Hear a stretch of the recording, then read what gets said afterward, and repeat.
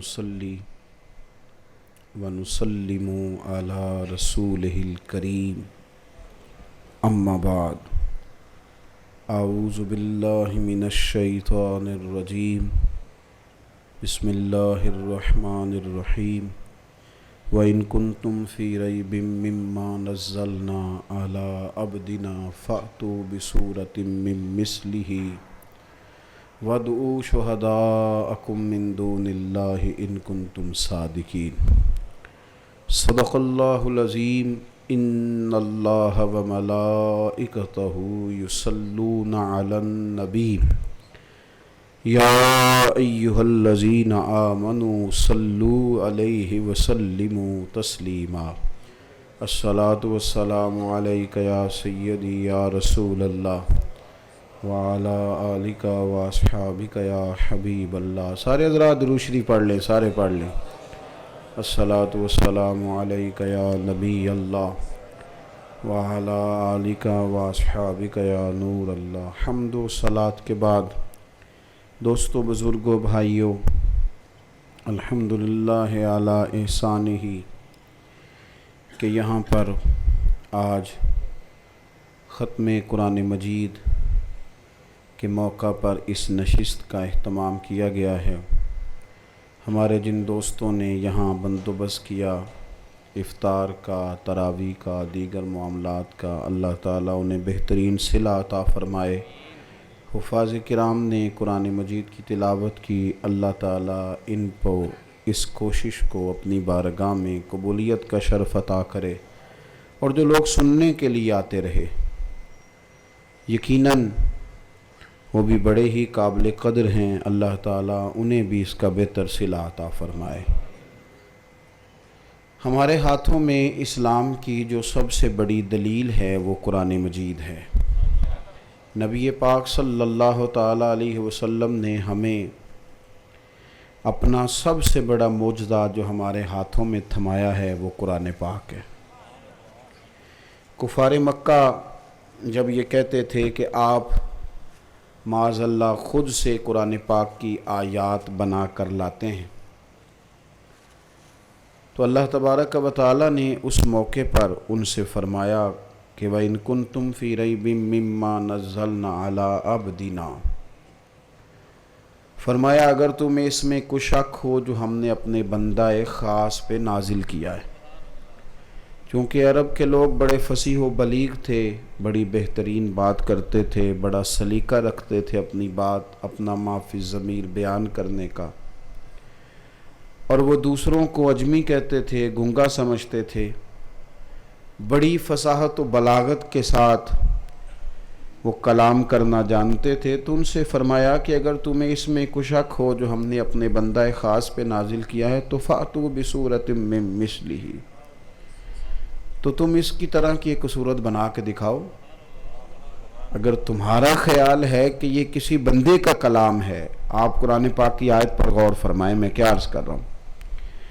اگر تمہارا خیال ہے کہ یہ کسی بندے کا کلام ہے تو تم اس کی طرح کی ایک صورت بنا کے لاؤ، اور ایک بندہ نہیں، وَادْعُوا شُهَدَاءَكُم مِّن دُونِ اللَّهِ، اللہ اور اللہ والوں کو چھوڑ کے، تفسیری ترجمہ عرض کر رہا ہوں، ساری دنیا کے کافر اکٹھے ہو جاؤ اور ایک صورت بنا کے لاؤ قرآن پاک کے مقابلے کی، ایک صورت۔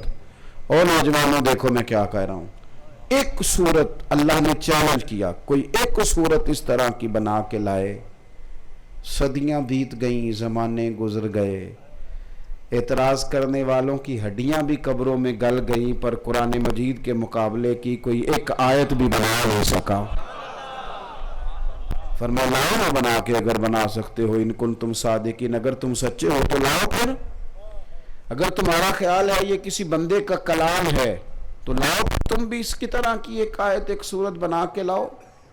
فَإِن لَّمْ تَفْعَلُوا، اور اگر تم نہ ایسا کر سکے، نہ بنا سکے، وَلَن تَفْعَلُوا، اور تم کر سکتے بھی نہیں، تم سے ہوگا بھی نہیں، فَاتَّقُوا النَّارَ الَّتِي وَقُودُهَا النَّاسُ وَالْحِجَارَةُ، پھر اس آگ سے ڈر جاؤ جس کا ایندھن آدمی اور پتھر ہیں، وَعِدَّتْ لِلْكَافِرِينَ، جو ہم نے کافروں کے لیے تیار کی۔ چونکہ ہمارے پاس ایک بڑی دلیل، مضبوط دلیل، سب سے بڑی دلیل قرآن مجید ہمارے ہاتھوں میں تھا. کافر عاجز تھا، قرآن پاک کا مقابلہ کر نہیں سکتا تھا. انہوں نے بڑی بڑی سازشیں کی مسلمانوں کے اندر. تو اگر وہ اتنی سازشیں کر سکتے ہیں تو وہ کوشش انہوں نے بڑی کی ہوگی کہ ہم قرآن مجید کے تعلق سے بھی کچھ کریں، لیکن کامیاب ہو نہیں سکے، اس لیے کہ اللہ کی تخلیق اللہ ہی کی ہے. بندے وہاں تک پہنچ سکتے. آپ یہ دیکھیں نا، یہ بڑی بڑی لالٹینیں، بڑی بڑی روشنیاں، بڑی بڑی ٹیوب لائٹس بندوں نے بنائی ہیں، اللہ کی دی ہوئی عقل سے بنائی ہیں نا لوگوں نے، بڑی بڑی روشنیاں، لیکن کو جگنو تو نہیں نہ بنا سکا آج تک. بڑی بڑی لائٹیں بنا لی، بڑا کچھ بنا لیا، پر جگنو نہیں نہ بنا سکے. بڑی بڑی ٹرینیں لوگوں نے بنا لی، بڑی ساری ٹرین، بہت بڑا جہاز لوگوں نے بنا لیا، بڑا کچھ لوگوں نے بڑی ٹرین بنا لی، پر کوئی بندہ آج تک چیونٹی تو نہیں نہ بنا سکا. وہ نہیں بنا سکتے. جو اللہ کی تخلیق ہے وہ اللہ ہی کی تخلیق ہے. اسی طرح جو رب کا کلام ہے وہ رب ہی کا کلام ہے.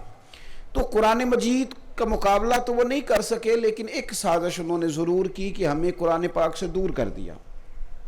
ہمارے ہاں قرآن پاک کے ساتھ جو قلبی لگاؤ ہمارا ہونا چاہیے. میں اکثر دوستوں سے گزارش کرتا ہوں کہ میرے عزیزو دیکھو، قرآن پاک کے قاری اللہ کے فضل سے موجود ہیں، حافظ اللہ کے فضل سے موجود ہیں، قرآن مجید کے مفاہیم کو سمجھ کر سمجھانے والے اللہ کے فضل سے امت میں ہمیشہ سے موجود ہیں. اب ضرورت ان لوگوں کی ہے جو قرآن پاک سے پیار کریں، جو محبت کریں، جو شوق سے سننے آئیں، تلاوت کا ذوق بنائیں. میں نعت میری طبیعت کو بڑا تازہ کرتی ہے، میں بڑا ذوق رکھتا ہوں نعت شریف کا، اور نعت کا حسین شعر ہمیشہ انسان کے دل مرجھایا ہو تو کھلا دیتا ہے. لیکن میں کہتا ہوں کہ پوری محفل نعت میں ایک تلاوت کیوں ہوتی ہے؟ ہر نقیب، ہر خطیب، ہر نعت خان جو آ کے کہہ رہا ہوتا ہے سارا قرآن ہی حضور کی تعریف ہے. کہہ رہے ہوتے ہیں نا؟ کہتے ہیں کہ نہیں کہتے؟ ہاں نہ دے کرو نا، کہتے ہیں کہ نہیں؟ تو انہوں نے آکھو نہ پڑھو پھر 4 آیتاں. اگر سارا قرآن حضور کی تعریف ہے تو اسے یاد کرو، یاد کر کے سناؤ. یہ بات جس کو تم کہہ رہے ہو کہ سارا دعویٰ بھی کر رہے ہو، بات بھی درست ہے، تو پھر سناتے کیوں نہیں؟ قرآن مجید کے ساتھ خاص ذوق، خاص وابستگی. یا رسول اللہ صلی اللہ علیہ وسلم ایک بندہ ہے ہر نماز میں سورۃ اخلاص ہی پڑھتا ہے. حضور یہ ایک صاحب ہیں جو سورۃ اخلاص ہی پڑھتے رہتے ہیں. تو کریم نے بلا کے فرمایا تجھے اور کوئی سورت نہیں آتی؟ کہنے لگا حضور آتی ہے، پر سورۃ اخلاص میں میرے رب کی شانوں کا بیان ہے، مجھے پیاری بڑی لگتی ہے، میں اس سے پیار بڑا کرتا ہوں. تو نبی کریم نے فرمایا سو پھر یہی سورت تیرا بازو تھام کے تجھے جوڑ دے کے ساتھ ہو جائے گی. اس سے پیار تو کریں، اس سے پیار تو کریں. فرمایا سورہ ملک اللہ کے حضور ناز سے کلام کرے گی، مالک یہ بندہ مجھے پڑھا کرتا تھا، یا اسے جنت میں داخل کر دے یا مجھے قرآن پاک سے علیحدہ کر دے. اللہ اس کی سفارش پر لوگوں کو جنت میں داخل کرے گا. قرآن پاک سے دلچسپی پیدا کریں. قرآن میں ایک دفعہ جہاز میں سفر کر رہا تھا، تو آج کل سہولت ہے، میرے موبائل میں بھی قرآن پاک ہے، تو ہم کئی دفعہ کچھ بدگمانیاں بھی کر بیٹھتے ہیں، اللہ تعالی ہمیں معاف کرے. تو میرا یہ گمان تھا کہ شاید پوری فلائٹ کے اندر میں ہی تلاوت کرنے والا ہوں. میں نے وہ کھولا اور میں پڑھنے لگا. تو اب مختلف لوگ تھے، وہ مختلف انداز میں، کوئی کچھ کر رہا تھا، کوئی دائیں بائیں بیٹھ کے موبائل پہ گیمیں بھی چل رہی تھیں، اپنی اپنی لوگ کام لگے ہوئے تھے. میرے دل میں نہ کہیں سے کوئی بات اٹھی کہ شاید میں ہی ہوں تلاوت کرنے والا. لیکن اچانک میری نظر اٹھی تو میرے ساتھ والی جو سیٹیں تھیں اس پر میں نے نظر پڑی. ایک نوجوان جسے میں نے ایئرپورٹ پہ بھی اپنے ساتھ آتے دیکھا، بڑے بڑے اس کے بال تھے اور پھر ربڑ ڈال کے اس نے باندھے بھی ہوئے تھے، اور حالت بڑی اس کی عجیب تھی. لیکن میں نے دیکھا کہ اس نے جھٹ سے اپنی فائل کے اندر سے سورہ یاسین نکال لی اور قرآن پاک کی تلاوت شروع کر دی. بڑی دل کو تسلی ہوئی اور میں نے اللہ کے حضور استغفار بھی کیا کہ یہ تو میرا گمان ہے نا، یہ تو وہ بات ہے جو میں نے درست نہیں سوچی، رب تعالیٰ کا کلام ہے، کس کس بندے سے اس نے اپنا قرآن پڑھوا لیا ہے، کس کس رنگ میں پڑھوا لیا ہے۔ کوئی کہہ سکتا ہے قرآن پاک سے اپنی دلچسپیاں پیدا کریں، اور میں آپ کو کیسے عرض کروں کہ وقت ہم ضائع بڑا کرتے ہیں، ادھر ادھر کی کہانیاں۔ یہ چھوٹا بچہ ہے جس نے آپ کو قرآن مجید سنایا ہے، ابھی بہت زیادہ عمر نہیں ہے اس کی، بچہ ہے، تو اگر یہ سارا قرآن پاک یاد کر سکتا ہے تو میرا خیال ہے ہم بھی کچھ نہ کوئی صورتیں یاد۔ ناراض ہو گئے ہو؟ ادھر تے تو ہاں بھی نہیں کی تھی، انشاءاللہ بھی نہیں آکھیا، کچھ نہ کچھ صورتیں ہم بھی یاد کر سکتے ہیں نا جی۔ واٹس ایپ کرنا آ گیا سب کو، فوٹو کھینچنی، سیلفی بنانی، بلکہ کئی سیانے بیانے بھی آج کل کہندے نے اے حضرت صاحب اے منڈیاں دا ذرا شوق ہے فوٹو، تے میں کہ تسی تے پھر سائڈ تے ہو نا، شوق تے منڈیاں دا ہے، تم آپ بھی بیچ میں کھڑے ہو گئے بھی آپ تو مطلب ہر چیز کا اگر ہمیں گمان ہے تو قرآن مجید سے بھی دلچسپی پیدا کریں، ذوق بنائیں اور قربان جائیں۔ جو صورتیں بڑی دفعہ پڑھی ہیں نا ترجمے سے تفسیر سے، انہیں بھی جب دوبارہ پڑھتے ہیں تو ایک نیا چسکا آ جاتا ہے۔ حضرت مولا علی شیر خدا روایت کرتے ہیں نا، نبی پاک علیہ الصلوۃ والسلام نے فرمایا لوگوں میرا قرآن کبھی پرانا نہیں ہوگا۔ ہر شے پرانی ہو جاتی ہے نا، قرآن مجید کبھی پرانا نہیں ہوگا، جتنی بار پڑھو گے، جس رنگ میں پڑھو گے، جس وقت پڑھو گے، قرآن تمہیں نیا ذائقہ عطا کرے گا۔ قرآن مجید کے ساتھ اپنی دلچسپیاں پیدا کریں، پوئم نہ سنیں بچے سے، اس سے تلاوت سنیں، اسے مطلب انگریزی کے جملے وہ فر بولے تو صرف اسی پر راضی نہ ہوں، اسے کہیں کہ پتر سورۃ کوثر بھی تو یاد کر لیں۔ اور یہ میں آپ سے عرض کروں کہ ایک تو قرآن مجید سے دلچسپی پیدا کریں، دوسری بات یہ کہ قرآن مجید پڑھنے والوں کی حوصلہ افزائی کریں، حوصلہ افزائی کریں۔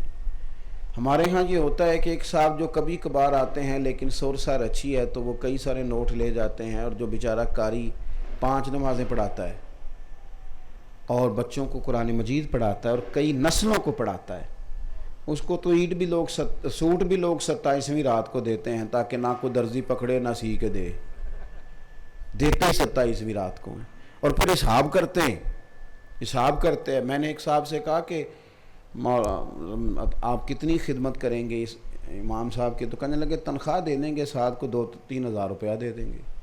تو میں نے کہا چلیں امام کو چھوڑیں، آپ کا کتنا خرچہ آیا اس سال؟ تھوڑی سی حوصلہ افزائی، تھوڑا سا پیار۔ دیکھو کچھ چیزیں ایسی ہوتی ہیں جو حوصلہ افزائی سے مضبوط ہو جاتی ہیں، جب آپ کسی کو کہتے ہیں نا ماشاءاللہ تو اس کا حوصلہ بڑھ جاتا ہے۔ یعنی بہت سارے بندے تراویحاں پڑھ کے کہہ رہے ہوتے ہیں کہ میرے پیروں میں سوجن آ گئی ہے، تو مجھے بتائیں جس نے سارا دن یاد کی ہیں۔ میں ڈھیر سارے ان حفاظ کرام کو جانتا ہوں جو تراویح کے بعد روٹی کھاتے ہیں، پہلے کھاتے نہیں، کہتے ہیں کھا لیں گے تو پڑھائیں گے کیسے، محنت کرتے ہیں۔ دیکھیں نبی پاک صلی اللہ تعالیٰ علیہ وسلم نے نا ہمیں ایک ذوق دیا ہے کتاب و سنت کا، اس پر ہمیں آگے بڑھنا چاہیے۔ اور تیسری بات آپ کی خدمت میں یہ عرض کرنی ہے کہ قرآن مجید کے مفاہیم پر، ترجمے پر غور کریں، قرآن ہم سے کیا کلام کرتا ہے۔ حضور فرماتے ہیں سورہ فاتحہ، رب فرماتے ہیں آدھی میری ہے آدھی میرے بندے کی ہے۔ آپ ان قرآن مجید کا ترجمہ یاد کریں، اور اس ترجمے کے ساتھ جب آپ قرآن مجید کو پڑھیں گے، سیکھیں گے، اس پر غور کریں گے، تو آپ کو محسوس ہوگا کہ جیسے قرآن مجید اصلاح ہی میری کر رہا، بات ہی میرے ساتھ ہو رہی ہے۔ جس طرح توجہ ہے آپ دوستوں کی میری بات پر، جس طرح کچھ سمجھدار آدمی، کوئی درویش آدمی کلام کرے نا کبھی اللہ کا بندہ، تو کلام اس طرح لگتا ہے کہ جیسے فقط ہماری ہی بات ہو رہی ہے، یہ مجھے ہی سمجھایا جا رہا ہے۔ عرب کے جو پکے کافر تھے نا، پکے، وہ بھی جب حضور تلاوت کرتے تھے تو غور سے سنتے تھے، کیونکہ وہ سیدھا جا کے اثر کرتا تھا نا، قرآن مجید سیدھا اثر کرتا تھا۔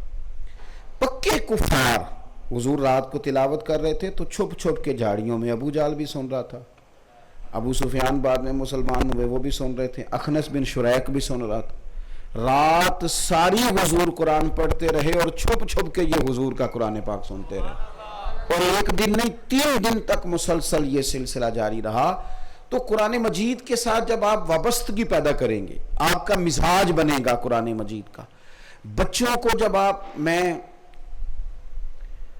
ایک مضمون دیکھ رہا تھا کہ یورپ میں اب لوگ اس طرح کرتے ہیں کہ وہ نا تنہائی پسند ہو گئی ہے نا ہماری سوسائٹی. جب سے موبائل آیا ہے نا، سانو تو تک ہی کوئی نہیں، موبائل تے لگے رہتے ہیں.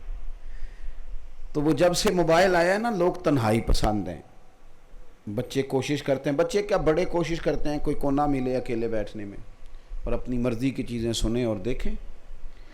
تو اب ایک کچھ طبقات ایسے ہیں جو شادی سے پہلے بچوں کو باقاعدہ کسی موٹیویشنل کے پاس لے جا کے کورس کراتے ہیں، اسے گھنٹے گھنٹے 2 گھنٹے کے سیشن کراتے ہیں تاکہ اس کو کسی اور کو بھی برداشت کرنے کا اس کے دل میں جذبہ ہے اور وہ گزارا کر سکے. بچیوں اور بچوں کو کورسز کرائے جاتے ہیں. تو میں وہ کورسز کا مضمون دیکھ رہا تھا کہ جناب اس طرح کر کے آپ گنجائش پیدا کریں، اس طرح کر کے آپ کسی اور کو بھی، مختلف مزاجوں کے لوگ ہوتے ہیں تو گزارا نہیں ہوتا میاں بیوی کا. خیر یہ مسئلہ بھی بہت بڑا ہے دنیا میں. اگر میاں بیوی کا معاملہ ٹھیک نہ ہو تو گھر کا سارا نظام ہی درست نہیں رہتا. لیکن آپ جتنے مرضی موٹیویشنل اسپیکر کے پاس جائیں اور جتنے مرضی کورسز کرائیں، قرآن مجید کا ایک جملہ ہر چیز پر بھاری ہے. میاں بیوی کے رشتے کا ذکر کیا تو کہا ہن لباس لکم وانتم لباس لہن. مرد عورت کا لباس ہے، عورت مرد کا لباس ہے. بات ہی ختم کر دی. ڈھونڈ لو جتنے مردی اسکالر، تلاش کر لو جتنی بڑی بڑی باتیں. مرد عورت کا لباس ہے، عورت ہے. 3 باتیں مفسرین نے لکھی ہیں. بڑی چیزیں اس پر کہی جاتی ہیں پر 3 باتیں. ایک تو وہ کہتے ہیں کہ جتنے مرضی بھی داغ ہو نا وجود پر، بندہ لباس پہن لے تو چھپ جاتے ہیں. تو میاں بیوی بھی چھپا لیتے ہیں ایک دوسرے کو. ساری کمزوریاں چھپ گئیں، ساری غلطیاں چھپ گئیں. دوسری بات، سردی ہو یا گرمی، لباس کی وجہ سے ہی انسان شدت سے بچتا ہے. سخت ٹھنڈ میں بھی لباس کی ضرورت ہوتی ہے اور سخت گرمی بھی ہو نا تو پھر بھی لوگوں نے پردے لے کے اوپر لیے ہوتے ہیں تاکہ دھوپ سے بچ جائیں. بندے کو گرمی کی شدت سے، سردی کی شدت سے لباس ہی بچاتا ہے. کیا رشتے کا تقدس بیان کیا. مرد عورت کا لباس ہے، عورت مرد کا لباس ہے. اس کو تکلیف آئے گی تو وہ اس کے دفاع کا بندوبست کرے گی. وہ کسی مرحلے میں آئے گی تو خامد اس کے لیے اسباب پیدا کرے گا. اور تیسری بات آپ دیکھیے قرآن مجید کا جو انداز تربیت ہے، مرد عورت کا لباس ہے، عورت مرد کا لباس. تیسری بات جو ارشاد فرمائی مفسرین نے یہاں وہ یہ ہے کہ بندہ جتنا مرضی بھی تگڑا ہو نا، کپڑوں کے بغیر زینت نہیں ہوتی، سجتا نہیں. کپڑے پہن لے تو بندہ اپنے وجود کے لحاظ سے اچھا لگتا ہے، اور جتنے اچھے کر کے پہن لے، یعنی وہ سفید لباس پہن لے، اس نے ویسٹ کوٹ پہن لی، وزردار محسوس ہونے لگ گیا. فرما دیا یہ میاں بیوی کا وہ رشتہ ہے کہ ان کی زینت یہ ایک دوسرے کے ساتھ ہے. تو قرآن مجید کو آپ جب پڑھیں گے تو یہ آپ کے ساتھ گفتگو کرے گا، آپ کے دل کی بڑی ساری چیزیں دھل جائیں گی. ہمارا ٹوٹتا بکھرتا خیالات کا ماحول ہوتا ہے. سوسائٹی میں لوگ عجیب و غریب وسوسوں کا شکار ہوتے ہیں. بچے کیا سوچ رہے ہیں، کیا پنپ رہا ہے، مخالفتیں ہو رہی ہیں، رشتہ داروں میں لڑائیاں ہو رہی ہیں. کیوں؟ یہ ساری چیزیں تب پیدا ہوتی ہیں جب دل تھوڑے تھوڑے سخت ہو جائے نا. بندہ درویش نہ رہے، سادہ نہ رہے، درگزر والا نہ رہے، اس میں کہیں نہ کہیں کوئی انا آ جائے، دل اس کا سخت ہو جائے تو پھر وہ شدت پسند ہوتا ہے دوسروں کے بارے میں. تو ہمارے ارد گرد جتنے لوگوں کے بارے میں، اپنے رشتہ داروں میں، دوستوں میں، ہماری طبیعتوں میں جو سختی ہوتی ہے، اس کی بنیادی وجہ یہ ہوتی ہے کہ دلوں میں کہیں کہیں زنگ لگ جاتا ہے. میرے نبی پاک علیہ الصلوۃ والسلام نے فرمایا یہ ہر شے کو لگ جاتا ہے زنگ، ہر شے کو. تو کریم فرمانے لگے دل کو بھی لگ جاتا ہے. تو حضور کو دل کو لگ جائے تو پھر کیا کریں؟ تو فرمایا قرآن پاک کی تلاوت کرو، قرآن مجید کی تلاوت کرو. میں آپ سے گزارش کروں گا، میں نے رمضان سے پہلے جو یہاں درس دیا تھا تب بھی کہا تھا، پھر کہتا ہوں، 1 سپارہ کم از کم جو رمضان کے دن رہ گئے ہیں مہربانی کر لیں، موبائل سے جان چھڑا لیں. 1 مہینہ اتنا مقدس ہمیں ملتا ہے، کم از کم یہ 2-3 دن رہ گئے ہیں، اپنے آپ کو قرآن پاک سے جوڑیں۔ یہ جو ماہ مقدس ہے اس کا قرآن سے خاص تعلق ہے۔ شہر رمضان الذی انزل فیہ القرآن، یہ قرآن مجید نازل ہوئی رمضان کے مہینے میں ہوا، خاص نسبت ہے۔ اور سیدہ عائشہ صدیقہ رضی اللہ تعالیٰ عنہ فرماتی ہیں ہر سال رمضان میں پورا قرآن حضور حضرت جبریل امین کو سناتے اور جناب جبریل حضور کی بارگاہ میں زارہ قرآن تلاوت کرتے، اور جو سال حضور کے وصال کا تھا 2 قرآن مجید نبی پاک نے سنائے۔ تو کم از کم ایک قرآن پاک تو رمضان میں ختم ہو جائے۔ لیکن اگر وہی کہانیاں رہیں اس مہینے میں بھی، وہی رہے ہم اپنی ہی موج میں، اپنے ہی رنگ میں، اپنے مجھ سے دوست مسئلے پوچھتے ہیں، عمرے پہ جا رہے ہیں، حج پہ جا رہے ہیں، تو مسائل پوچھتے ہیں، تو میں ایک مسئلہ نا انہیں اور بتا دیتا ہوں۔ حج کی ٹریننگ ہو رہی تھی تو ایک صاحب کہہ رہے تھے پیدل چلا کریں تاکہ آپ کو آسانی ہو۔ تو میں دوستوں کو ایک نئی بات عرض کرتا ہوں، میں کہتا ہوں کہ 2 گھنٹے نا سارا کچھ چھوڑ چھاڑ کے مسجد میں بیٹھنے کا بھی مزاج بنا لیں حج عمرے پہ جانے سے پہلے۔ کو 2 گھنٹے بیٹھنے کا نا سکون سے مسجد میں بن مزاج بنائے، تاکہ وہاں جا کے آپ کو 2 سپارے تو روز کے پڑھ لیں، ورنہ پھر آپ لائیو ہی ہوں گے وہاں سے لائیو ہی ہوں گے، فلانا بھی لائیو ہے، فلانے کی بھی فوٹو آ گئی، یہ ایئرپورٹ کی فوٹو، یہ اترنے کی فوٹو، یہ ادھر کی فوٹو، کعبے گئے، مدینے گئے، کربلا گئے، جیسے گئے گھوم پھر کے ویسے ہی آ گئے۔ پھر تو مطلب تصویروں کی زندگی میں آپ اور میں زندہ رہ جائیں گے۔ اس لیے خاص محبت کریں قرآن پاک سے، کل کی جو رات آ رہی ہے اس کو ضائع نہیں کریں، اور مغرب سے لے کر سارے کام ختم کریں، مغرب سے لے کر اپنے آپ کو ذہنی طور پر تیار کریں کہ میں نے ایک رات عبادت میں گزارنی ہے۔ تراویح بر وقت پہلے سے جا کے 5 منٹ بیٹھ جائیں، پوری 20 رکعت جماعت کے ساتھ پڑھیں، یہ بھی کافی عبادت ہو جائے گی آپ، یہ بھی یہ کام ہو جائے گا۔ اس کے بعد پھر جتنا موقع ہو، دیکھو میرے بھائی، میری ایک عزیزہ بزرگ بیمار ہیں، تو بچوں نے ان کے مل جل کے عزیزوں نے مینج کیا ہے کہ تو رات 8 جاگ، اگلی رات پھر میں ان کے ساتھ بیدار رہوں گا۔ پھر کرتے ہیں کہ نہیں مینج کرتے؟ کوئی مشکل ہمارے اوپر آ جائے تو ہم اپنے لیے مینج کرتے ہیں، تو کوئی ایک رات عبادت کے لیے بھی تو مینج کر لینی چاہیے۔ چلیں آ جاتی ہے نیند غلبہ کر جاتی ہے، پھر تھوڑا بہت وضو کر کے کسی بھی طریقے سے اپنے آپ کو تیار کریں۔ اللہ کے حضور دعا کرتا ہوں کریم مالک ہمارے حال پر رحمت فرمائے، قرآن مجید سے ہماری محبت اللہ پیدا فرمائے، اور اللہ تعالیٰ جو ایام باقی رہ گئے ہیں اس کی برکتیں ہم سب کو نصیب فرمائے۔ آخر دعویٰ